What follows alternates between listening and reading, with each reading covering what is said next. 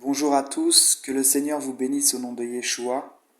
Je fais cet enregistrement pour partager un enseignement concernant la divinité et l'unicité de Jésus-Christ.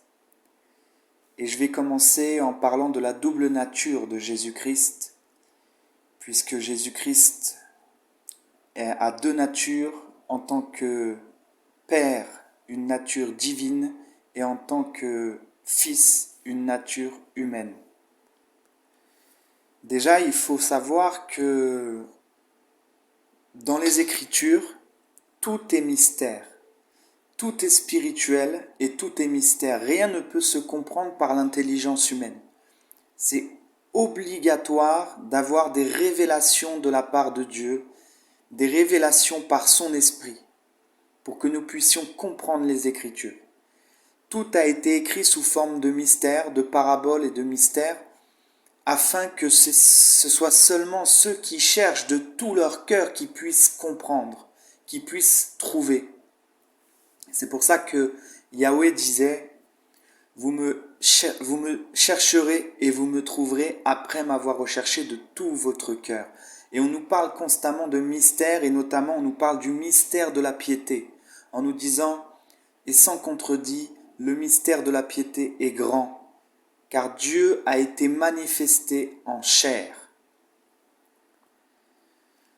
Donc, on nous parle du fait que Dieu ait été manifesté en chair comme étant un grand mystère.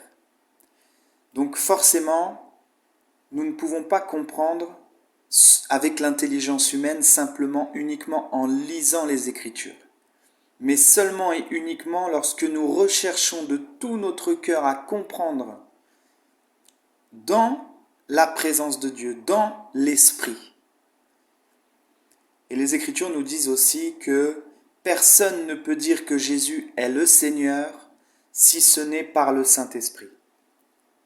Donc nous y reviendrons plus tard et je vais commencer par parler de la double nature de Jésus-Christ et je vais tâcher, par la grâce de Dieu, d'expliquer que lorsque Jésus vient sur terre, il ne vient pas en tant que Dieu, mais en tant que Fils de Dieu. Il ne vient pas en tant que Dieu, mais il vient en tant qu'homme.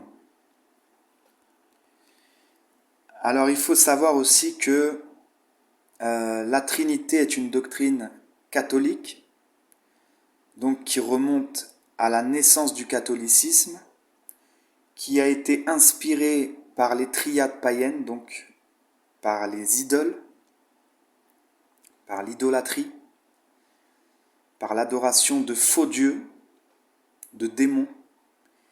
Et donc c'est important de comprendre que la doctrine de la Trinité vient du catholicisme. Donc pour tous ceux qui savent que le catholicisme n'est pas de Dieu, eh bien il faut comprendre que cette doctrine de la Trinité vient du catholicisme. Elle a été reprise ensuite par les protestants et ainsi de suite jusqu'à aujourd'hui. Mais la base, la naissance de cette doctrine, c'est le catholicisme. Donc il faut bien le comprendre. En d'autres termes, cette doctrine est née au IVe siècle, environ au IVe siècle, après Jésus-Christ. Donc ce n'est pas du tout la doctrine de base, c'est une doctrine qui est venue par la suite. Et malheureusement, la réforme du protestantisme n'a pas été un retour à l'Église primitive, mais plutôt une déviation vers d'autres dénominations et qui ont fait d'autres erreurs, et ainsi de suite, jusqu'à aujourd'hui.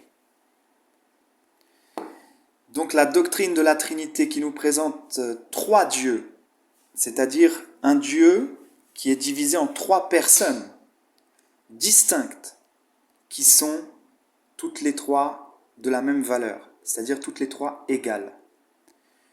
Cette doctrine-là, c'est la doctrine catholique de la Trinité, inspirée par les triades païennes.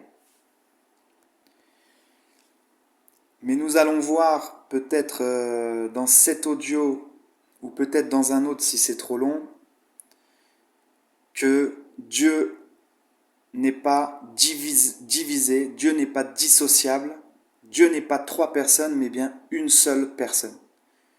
Donc, nous allons commencer par parler de la double nature de Jésus-Christ. Il faut comprendre une chose, c'est que lorsque Jésus-Christ vient sur terre, il ne vient pas en tant que Dieu, mais en tant que Fils de Dieu, afin de montrer l'exemple à suivre d'un véritable enfant de Dieu, afin d'enseigner le peuple de Dieu par la doctrine du salut, et afin d'offrir sa vie en sacrifice pour les péchés. Donc pour que nous puissions, par la repentance, obtenir le pardon. Et évidemment, comme Yahweh le dit dans sa parole, dans les Écritures, Dieu n'est pas un homme. Il dit que Dieu n'est pas un homme pour mentir. Donc Dieu n'est pas un homme. Donc, il n'est pas matériel. Il n'est pas physique. On nous enseigne que Dieu est esprit, un être invisible. Et que Jésus-Christ, en tant qu'homme, est l'image du Dieu invisible. Le premier-né de toute la création. Ça veut dire que ce que Dieu a créé, Dieu qui est esprit, comme on le voit au début des Écritures, l'esprit de Dieu se mouvait au-dessus des eaux. Et on nous dit aussi, Dieu est esprit, et il faut que ceux qui l'adorent en esprit et en vérité. Donc en fait, Dieu est un esprit, Dieu est invisible. Esprit, on ne peut pas le dissocier le fait qu'il soit esprit parce que c'est sa nature. Esprit n'est pas une personne, mais esprit est la nature de Dieu. Dieu est le Père parce que le Créateur. Ça veut dire que tout ce qui vit est issu de lui. Et il est le Père. Et il est esprit. Dieu est esprit. Donc, on ne peut pas dissocier ces deux choses. Le Père, c'est un rôle. L'esprit, c'est une nature. C'est la même personne. On ne peut pas dire que ce sont deux personnes différentes. Et Dieu, en tant qu'esprit, est invisible. Car un esprit est invisible. Donc, il va créer, avant de créer quoi que ce soit, puisqu'on nous dit que Jésus, physiquement, Jésus en tant que fils, est le premier-né de toute la création. C'est pour ça qu'on dit qu'il est le Fils de Dieu premier-né aussi, et qu'il est le premier-né d'entre les morts, et qu'il est le premier-né en tout. Il est aussi le premier-né de toute la création. Ça veut dire que la première chose que Dieu a créée, c'est sa propre image. Afin que tout ce qu'il allait créer par la suite puisse le contempler. Parce que sinon, nous ne pourrions pas le contempler éternellement, puisque Dieu est invisible. Donc ce que Dieu va faire, c'est créer sa propre image, qui est Christ. Et ensuite, il créera les anges et la terre, etc. Et il créera l'homme à l'image de Dieu, c'est-à-dire à son image. Donc il crée l'homme à l'image de son image. Vous voyez ? Il crée l'homme à l'image de l'image qu'il s'est créée auparavant. Donc voilà ce que signifie que Jésus-Christ est l'image du Dieu invisible, le premier-né de toute la création. Parce que c'est la première chose que Dieu a créée, sa propre image, pour pouvoir l'habiter. On nous dit aussi que c'est le tabernacle de Dieu, donc c'est Dieu qui a créé cette image pour pouvoir l'habiter. C'est son corps. Dieu n'avait pas de corps puisqu'il est esprit, il s'est créé un corps. Tout simplement. On nous dit qu'il est le premier-né d'entre plusieurs frères dans les Écritures. Donc il était fils unique parce qu'il était premier-né. Il n'y en avait pas d'autre, c'était lui, le seul et unique fils de Dieu à l'époque. Et ensuite, on nous parle des enfants de Dieu. Tous ceux qui vont naître de Dieu vont devenir enfants de Dieu comme Christ. Il est le premier-né et tous ceux qu'il a appelés, il les a aussi prédestinés à devenir conformes à l'image de son Fils, afin qu'ils fussent le premier-né d'entre plusieurs frères. Donc on comprend qu'il est le premier-né, le premier Fils de Dieu, le premier Fils en tant qu'homme, et qu'ensuite il y en a d'autres qui viennent par la suite, en commençant par les apôtres. Donc, on comprend que si le Fils faisait partie de la Trinité, parce qu'il est Fils, si en tant qu'homme il serait Fils et Dieu, alors tous les fils de Dieu qui viendraient après lui seraient aussi des fils de Dieu qui feraient partie de la Trinité, et alors on ne pourrait plus parler de Trinité parce qu'on serait finalement des millions.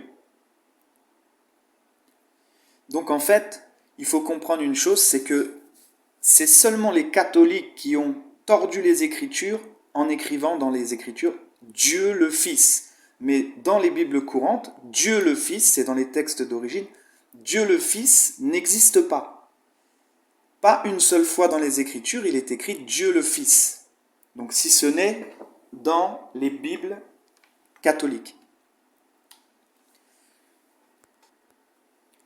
Mais il est écrit le Fils de Dieu. On nous parle du Fils de Dieu et non pas de Dieu le Fils. Pourquoi ? Parce que le Fils de Dieu, ce n'est pas un Dieu, c'est un homme. C'est le Fils de l'homme aussi. Donc en fait, c'est le premier-né, le Fils de Dieu, c'est Dieu lui-même. Comme on nous le dit, Dieu, le mystère de la piété est grand, savoir que Dieu a été manifesté en chair. Donc en fait, le Fils de Dieu, le premier-né, Jésus, c'est Dieu lui-même qui est venu en chair. Tout simplement. Il n'y a pas de différence, on ne peut pas dissocier, Dieu de son esprit.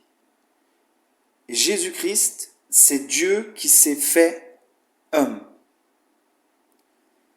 Ce n'est pas un autre Dieu, ce n'est pas une personne de la Trinité. Nous allons voir que Dieu, quand il se fait homme, il n'est plus Dieu. Il est dépouillé de sa divinité. Donc, il n'y a pas de Dieu le Fils, il y a juste le Fils de Dieu. Et nous allons prendre un passage dans Philippiens 2, à partir du verset 4, pour qu'on comprenne bien que c'est un exemple aussi pour nous, qu'il est venu en tant que Fils pour donner l'exemple, pour que nous puissions devenir nous aussi fils de Dieu. Il dit, ne regardez point chacun à votre intérêt particulier, mais que chacun ait égard aussi à ce qui concerne les autres. Qu'il y ait donc en vous un même sentiment qui a été en Jésus-Christ, lequel étant en forme de Dieu, n'a pas regardé comme une usurpation d'être égal à Dieu, cependant il s'est anéanti lui-même, ayant pris la forme de serviteur, fait à la ressemblance des hommes, et étant trouvé en figure comme un homme, il s'est abaissé lui-même et a été obéissant jusqu'à la mort même de la croix.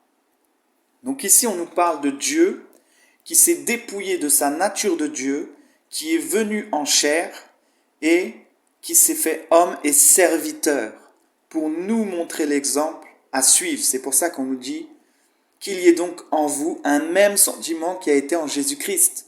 Là, c'est un enseignement pour nous. Et on nous fait une promesse ensuite. C'est pourquoi on rajoute, c'est pourquoi aussi Dieu l'a souverainement élevé et lui a donné un nom qui est au-dessus de tout nom, afin qu'au nom de Jésus, tout genou se ploie, tant ceux qui sont aux cieux que ceux qui sont en la terre et au-dessus de la terre, et que toute langue confesse que Jésus-Christ est le Seigneur, à la gloire de Dieu le Père. Donc, toutes les Écritures sont incompréhensibles à l'intelligence humaine. Donc tout ça, c'est vraiment très spirituel. Tout ça a un sens très spirituel. Et si on essaie de comprendre selon la lettre, eh bien, on va finir par raisonner et par tordre le sens des Écritures. Parce que la lettre tue, mais c'est l'esprit qui donne la vie. C'est l'Esprit qui révèle la parole de Dieu. Et c'est la parole révélée qui donne la vie. En elle était la vie et la vie était la lumière des hommes. Tout ce que nous enseigne ce passage, c'est que Jésus-Christ est Dieu lui-même qui s'est dépouillé de son identité de Dieu pour se faire homme et serviteur. Et il nous dit de suivre cet exemple pour que nous aussi nous nous dépouillions de notre identité et que par le dépouillement du vieil homme, nous devenions des serviteurs, comme le Seigneur, à l'exemple de Christ. Donc là, on comprend que quand Dieu, c'est les Écritures qui disent que Dieu s'est manifesté en chair. Quand Dieu vient se manifester en homme, en chair, eh bien, il n'est plus Dieu. Il n'est pas Dieu le Fils, mais il est Fils de Dieu. Il est dépouillé de sa divinité. Et c'est ce que Jean n'avait pas compris au départ, Jean le Baptiste. Et on va voir, je vais essayer de ne pas faire trop long, et je ferai une autre partie plus tard. Mais on va voir quelque chose d'intéressant par rapport au fait que Jean ne comprenait pas que Jésus était dépouillé de sa divinité. On va voir que Jean s'attendait à la venue de Jésus-Christ, mais à la venue de Yahweh, en fait, tout simplement. On va prendre un passage. Vous vous rappelez quand Jean le Baptiste doutait du fait que ce soit bien celui qui devait venir qui était venu en parlant de Jésus-Christ. On va lire ce passage. Dans Matthieu 11, à partir du verset 2. Or Jean, ayant entendu parler dans la prison des actions de Christ, envoya 2 de ses disciples pour lui dire « Es-tu celui qui devait venir ? Ou bien devons-nous en attendre un autre ?» Et Jésus répondant leur dit « Allez et rapportez à Jean les choses que vous entendez et que vous voyez. Les aveugles recouvrent la vue, les boiteux marchent, les lépreux sont nettoyés, les sourds entendent, les morts ressuscitent, et l'évangile est annoncé aux pauvres. » Donc on comprend que Jean attendait quelqu'un. Mais quand il était en prison, il a douté en disant « Mais est-ce que c'est bien celui qui devait venir ou est-ce que quelqu'un d'autre doit venir ?» Pourquoi est-ce qu'il a douté ?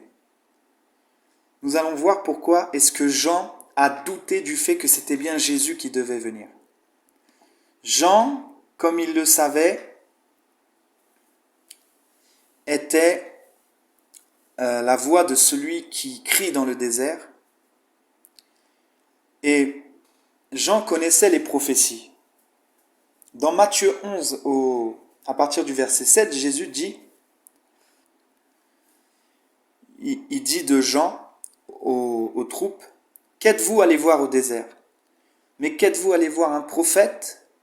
Oui, vous dis-je, et plus qu'un prophète. Car il est celui duquel il a été ainsi écrit, « Voici, j'envoie mon messager devant ta face, lequel préparera ton chemin devant toi. » Et Jésus fait ici référence à la prophétie de Malachie 3, à partir du verset 1, quand il est dit « Voici, j'envoie mon messager, et il préparera le chemin devant moi. Et le Seigneur que vous cherchez viendra soudain à son temple. Et l'ange de l'alliance en qui vous prenez plaisir, voici, il vient, dit Yahweh des armées. » Donc, voici, j'envoie mon messager, il préparera le chemin devant moi, dit Yahweh. Donc, on nous dit que Jean était là pour préparer le chemin devant Yahweh. Il savait aussi qu'il était celui, donc la voix de celui qui crie dans le désert, de la prophétie d'Ésaïe 40 à partir du verset 3. On voit dans Matthieu 3 au verset 1, « Or en ce temps-là, vint Jean le Baptiste, prêchant dans le désert de la Judée et disant, « Convertissez-vous, car le royaume des cieux est proche. Car c'est ici celui dont il a été parlé par Ésaïe le prophète en disant, « La voix de celui qui crie dans le désert est, préparez le chemin du Seigneur, aplanissez ses sentiers. Dans Jean 1, 22, il est écrit, ils lui dirent donc, qui es-tu, afin que nous donnions réponse à ceux qui nous ont envoyés. Que dis-tu de toi-même? Et il dit, Jean, il dit, je suis la voix de celui qui crie dans le désert, aplanissez le chemin du Seigneur, comme a dit Ésaïe le prophète. Donc Jean savait qu'il était la voix de celui qui crie dans le désert.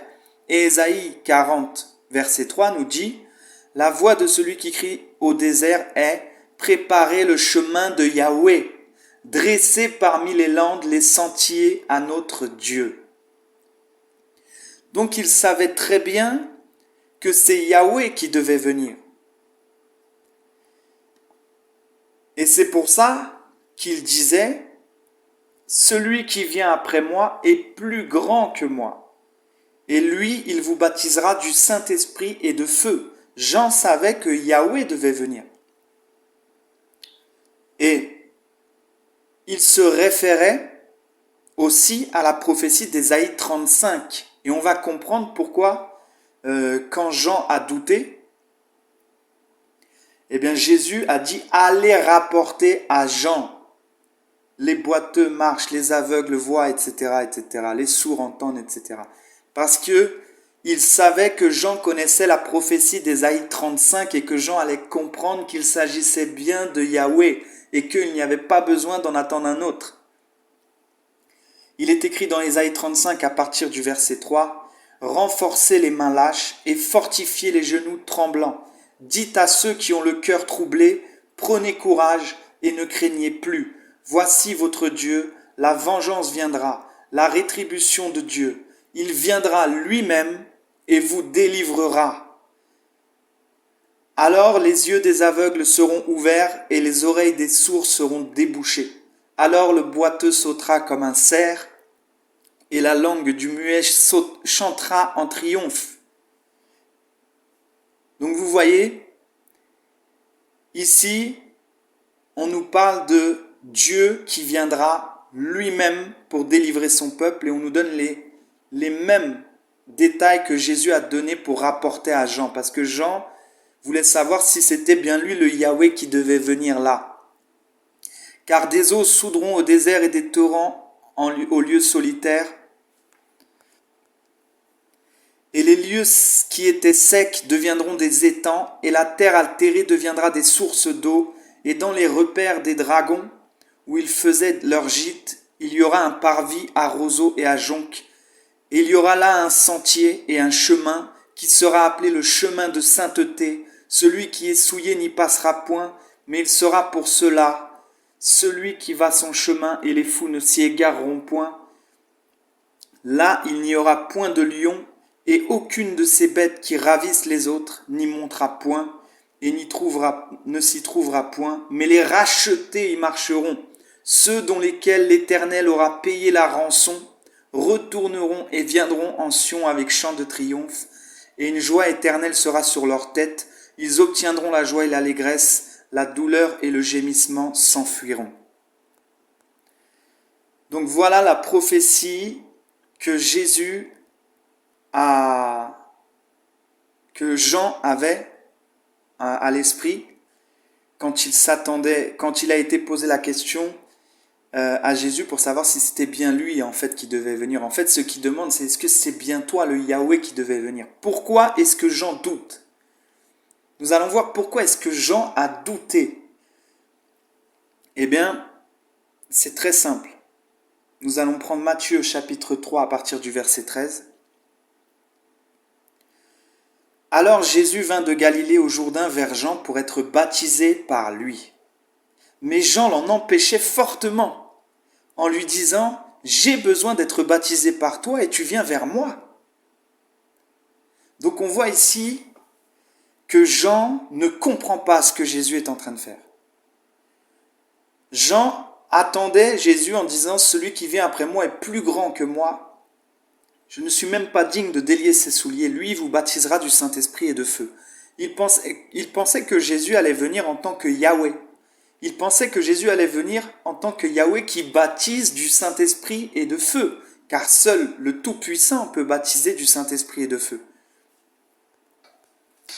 Mais quand Jésus vient pour être baptisé par Jean, donc quand il vient comme un humble être humain, Jean l'en empêche fortement, c'est écrit. Il lui dit, en gros il comprend pas, il lui dit c'est moi qui ai besoin d'être baptisé par toi et c'est toi qui viens vers moi.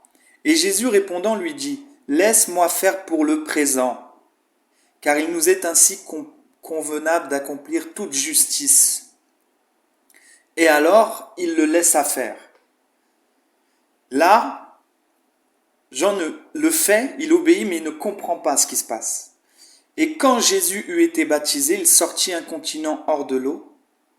Et voilà, les cieux lui furent ouverts, et Jean vit l'Esprit de Dieu descendant comme une colombe et venant sur lui. Et voilà une voix du ciel disant, celui-ci est mon fils bien-aimé, en qui j'ai pris mon bon plaisir. Alors voilà pourquoi Jean a douté quand il était emprisonné, de savoir est-ce que c'est bien lui qui devait venir ou est-ce qu'on doit en attendre un autre. Parce que Jean s'attendait à ce que ce soit Yahweh qui vienne selon les prophéties. Mais là, Jésus vient et une voix du ciel, la voix du Père, dit celui-ci est mon fils bien-aimé. Donc en fait, Jésus ne vient pas en tant que Dieu, Père, mais il vient en tant que fils. Alors Yahweh n'a pas compris, Jean n'a pas compris ce qui était en train de se passer, et c'est pour ça qu'il va douter quand il est en prison, qu'il va envoyer ses serviteurs vers Jésus pour demander « Est-ce que c'est bien toi qui devais venir ?» Selon Ésaïe 35, le Dieu qui devait venir pour délivrer le peuple. Et Jésus dit « Rapportez à Jean ce que vous voyez », et il rapporte tous les détails de la prophétie d'Ésaïe 35, et Jean a pu mourir en paix. Parce que par cela, Jean allait comprendre clairement que c'était bien Jésus qu'il devait venir et qu'il n'y avait personne d'autre à attendre. C'est lui, le Yahweh, qui devait venir. Donc voilà, Jésus étant dépouillé de sa divinité, en tant que fils de Dieu, pour montrer l'exemple et pour être aussi l'agneau de Dieu qui va servir de sacrifice, pour que nous puissions aussi par la foi recevoir son esprit et nous sanctifier par cet esprit pour devenir aussi enfants de Dieu. Il est donc normal, évident, que en tant que fils de Dieu et homme et exemple à suivre, il ait une relation avec son Père.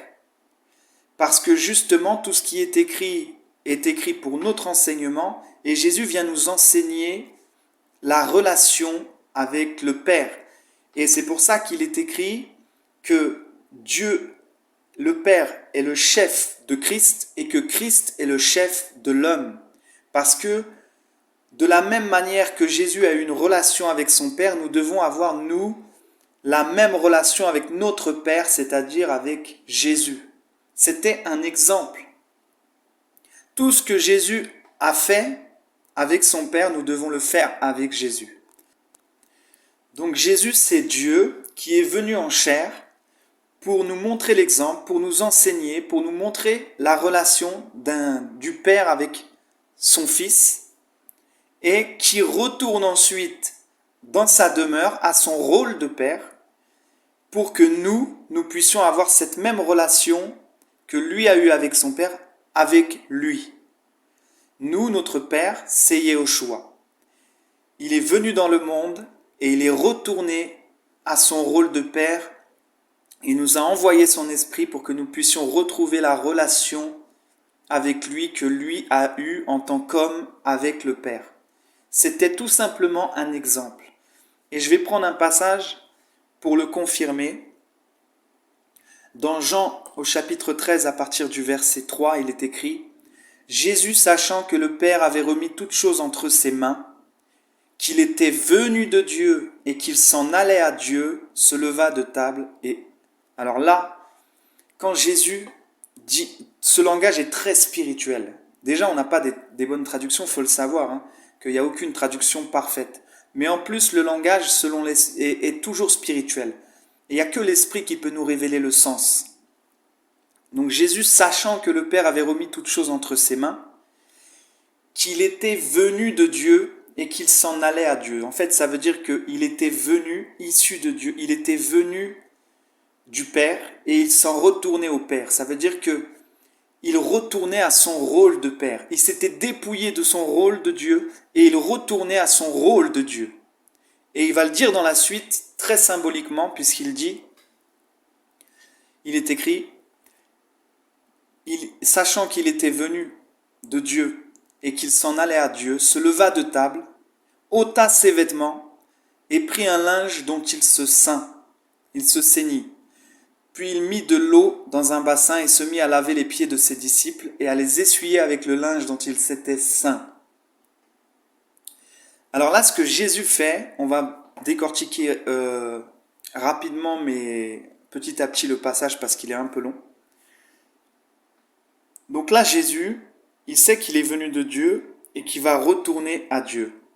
Donc il est venu sur terre et il va retourner à son rôle de Dieu. Donc il ôte ses vêtements.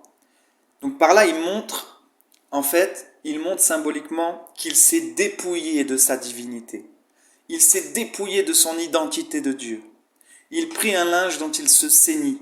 Donc il va mettre un autre vêtement. Et on va le voir, c'est le vêtement de serviteur.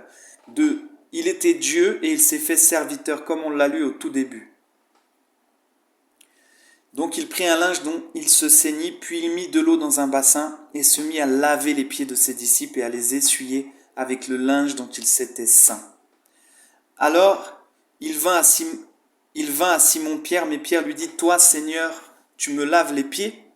Jésus répondit et lui dit, « Tu ne comprends pas maintenant ce que je fais, mais tu le sauras dans la suite. » Pierre lui dit, « Tu ne me laveras jamais les pieds. » Jésus lui répondit, « Si je ne te lave pas, tu n'auras pas de part avec moi. » Simon-Pierre lui dit, « Seigneur, non seulement mes pieds, mais aussi les mains et la tête. » Jésus lui dit, « Celui qui est baigné n'a besoin que de se laver les pieds pour être entièrement pur.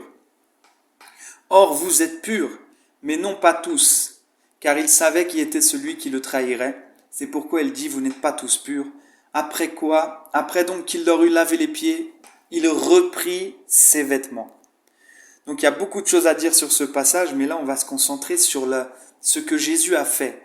Le fait qu'il était Dieu, il est précisé, sachant qu'il venait du Père et qu'il retournait au Père. En gros, sachant qu'il venait de son rôle de Dieu et qu'il retournait à son rôle de Dieu, il va ôter ses vêtements, se ceindre d'un vêtement de serviteur, servir les autres, et quand il aura fini, il va remettre ses vêtements. On nous dit juste avant que c'est sachant qu'il venait de Dieu et qu'il retournait à Dieu. Donc en fait, il a enlevé ses vêtements, il s'est dépouillé de son identité de Dieu et à la fin, il a remis son identité de Dieu et c'est ce qu'il a fait quand il est retourné sur son trône. C'est pour ça que on nous parle du Fils de Dieu. Il se révèle lui-même en tant que Fils de Dieu tout au long des évangiles, mais il se révèle clairement, et on le verra dans la prochaine partie, en tant que Dieu tout-puissant dans l'Apocalypse après sa résurrection. Donc on voit que c'est deux périodes différentes. Voilà, dans Apocalypse, on voit qu'il a repris son rôle. Donc là, il se dépouille de ses vêtements, il va servir les autres et il va remettre ses vêtements. Ensuite, on nous dit, à partir du verset 12 du coup, « Et s'étant remis à table, il leur dit, « Comprenez-vous ce que je vous ai fait ? Vous m'appelez Maître et Seigneur, et vous dites bien, car ainsi je suis. Si donc moi, qui suis le Seigneur et le Maître, j'ai lavé vos pieds, vous devez aussi vous laver les pieds les uns les autres, car je vous ai donné un exemple, afin que vous fassiez comme je vous ai fait. » Donc Jésus s'est dépouillé de son identité de Dieu pour venir ici, pour servir et pour montrer un exemple. Et ensuite, il retourne à son identité de Dieu. En vérité, je vous l'ai dit, l'esclave n'est pas plus grand que son maître, ni l'apôtre plus grand que celui qui l'a envoyé. Si vous savez ces choses, vous êtes bénis pourvu que vous les pratiquiez. Il est venu ici pour se dépouiller, il s'est dépouillé pour venir ici, pour nous donner un exemple à suivre avant de remettre son vêtement de père. Parce que l'enseignement de sa doctrine consiste dans le dépouillement du vieil homme pour revêtir le vêtement de serviteur, de fils de Dieu plutôt, en passant justement par le service, c'est-à-dire le fait de livrer sa vie pour les autres, exactement comme Christ l'a fait. Et là, je suis en train de voir un passage dans Éphésiens 4 justement. En fait, Jésus a montré l'exemple et il nous dit, il est écrit dans Éphésiens 4 à partir du verset 20, « Mais vous, ce n'est pas ainsi que vous avez appris Christ, si toutefois vous l'avez entendu et avez été instruit par lui, conformément à la vérité qui est en Jésus, à vous dépouiller pour ce qui est de votre conduite précédente du vieil homme qui se corrompt sous l'effet des désirs trompeurs, à vous laisser renouveler par l'esprit dans votre pensée, et à vous revêtir du nouvel homme créé selon Dieu dans une justice et une sainteté véritable. » Donc en fait, Jésus nous a enseigné, Jésus nous enseigne quelque chose que lui-même a fait. Quand il demande, quand il exige dans la doctrine du salut, que nous nous dépouillions de nous, que nous abandonnions notre vie pour nous dépouiller, pour nous faire serviteurs, eh bien, lui-même l'a mis en pratique en abandonnant tout ce qu'il avait, son rôle de Dieu, sa divinité. Il s'est dépouillé complètement de son identité pour se faire serviteur des autres. Et c'est la même chose qu'il nous demande de faire, de renoncer à notre vie.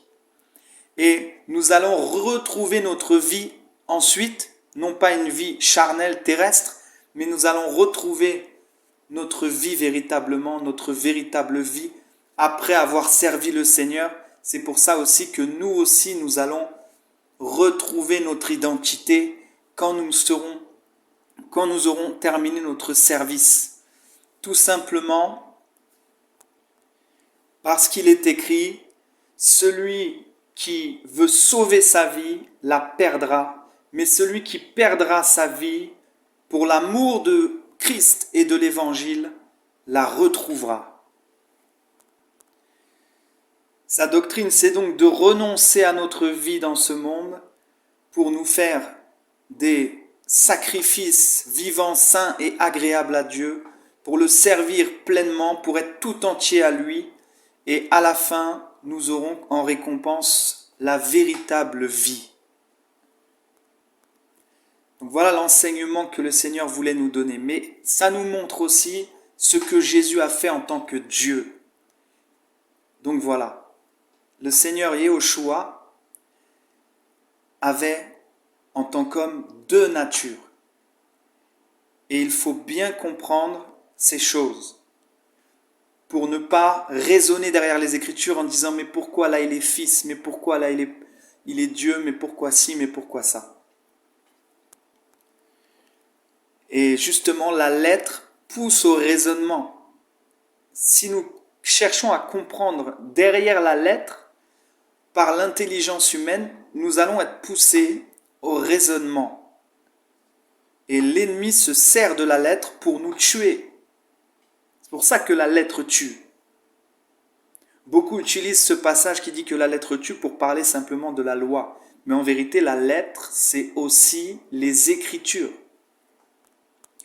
Parce que les Écritures ne peuvent pas révéler leur propre sens parce qu'elles sont spirituelles. Et c'est spirituellement qu'on en juge. L'homme charnel, c'est-à-dire l'homme qui n'est pas dans l'esprit, ne peut pas comprendre les choses de l'esprit.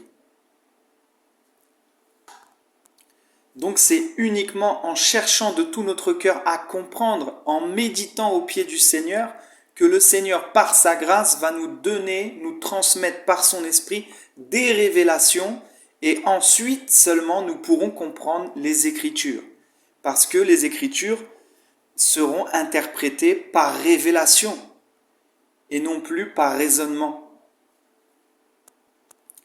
Et si Dieu fait les choses ainsi, c'est simplement afin que toute la gloire lui revienne, parce que si nous pouvions comprendre par notre propre intelligence, nous aurions de quoi nous en glorifier, mais le Seigneur veut que toute la gloire lui revienne, et c'est d'ailleurs pour ça qu'il est venu lui-même en homme pour accomplir tous les rôles qu'il fallait accomplir pour le salut de l'homme.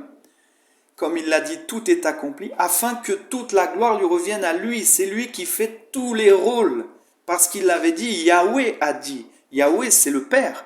Yahweh a dit, je ne donnerai pas ma gloire à un autre. Et voilà, frères et sœurs, je vais m'arrêter là, pour pas que ça fasse trop long. Et dans la prochaine partie, je verrai, si Dieu veut, pour parler de lire quelques passages bibliques et parler du fait que les Écritures nous enseignent que Jésus est Yahweh.